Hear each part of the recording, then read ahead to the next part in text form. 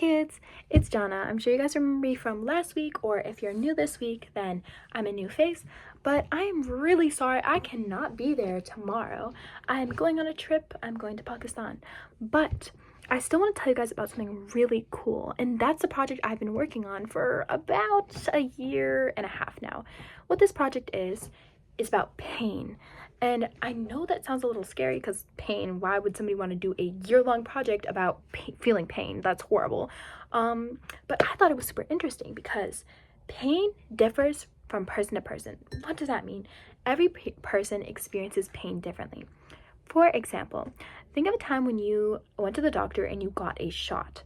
How did that shot feel to you? Did it hurt really bad, or were you okay with it? Everyone perceives pain differently. You can pinch your friend and not think it's super hard, but your friend can think it hurts a lot.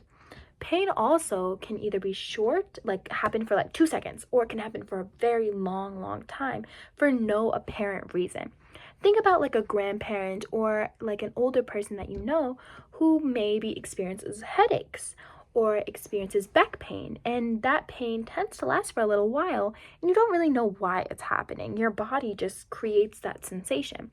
It might even happen to you. You might experience headaches or tummy aches and you don't really know where they come from. You just know that you're feeling it and it's very real. So what we're going to be talking about for just a small moment is touch receptors. What do touch receptors do? They detect pain, they detect temperature. They basically let your body know when you're feeling something, and not necessarily emotional. It's a sensation. What are sensations?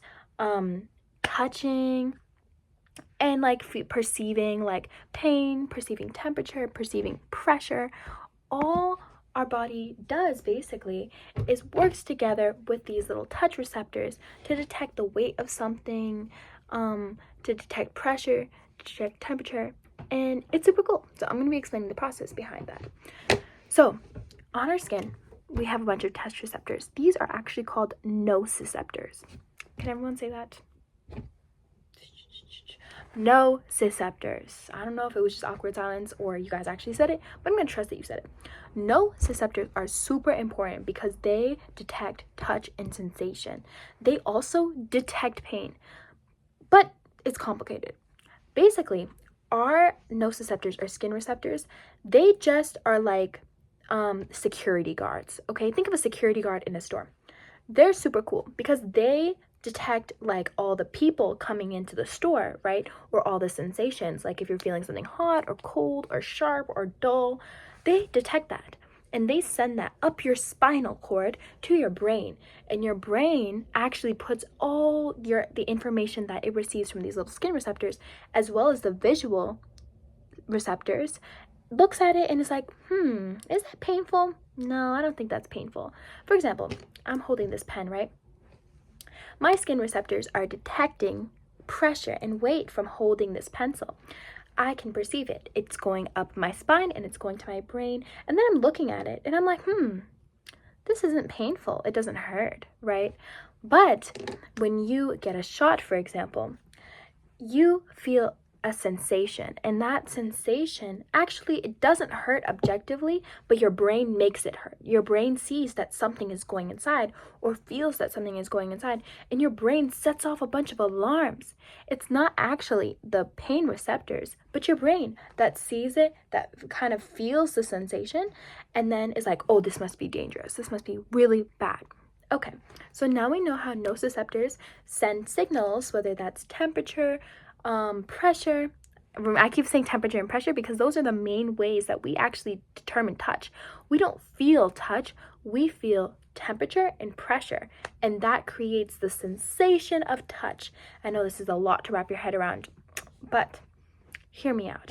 Okay, so touch, sensation, which is temperature and pressure, goes up your spinal cord to your brain. Your brain processes it, thinks about it. You look with your eyes, you feel it, and your brain basically says, hey, is this dangerous? I don't think this is dangerous, so we can let it stay, right? But sometimes your brain thinks, oh my God, this is dangerous, and you jump and you have a reaction, whether you cry because it hurts or you run away. Your brain is the one telling you to do all that. And that's super interesting. Now for my project, what I wanted to learn about was chronic versus acute pain. Now these are very big words that I don't really expect you guys to understand quite yet. But acute pain is a short-term pain. What does that mean? You experience the pinch, you experience the poke, and it hurts for about 30 seconds. And then it goes away.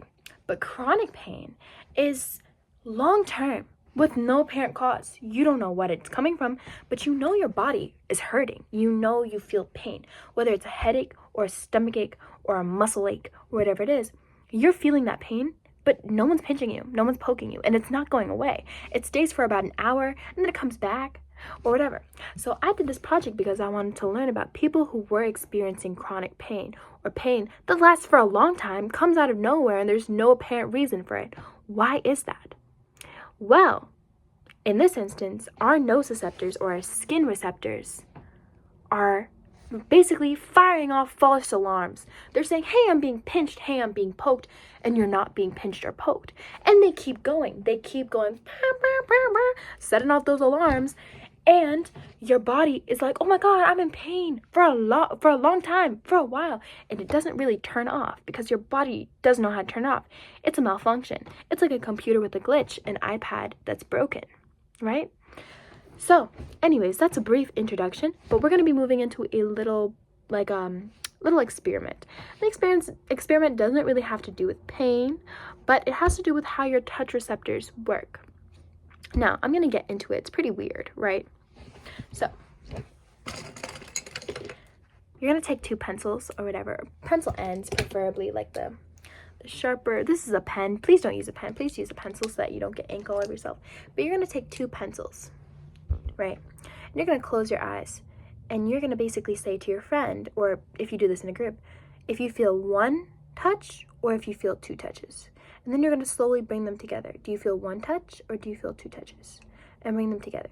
Do you feel one touch or do you feel two touches? Okay. What does that mean?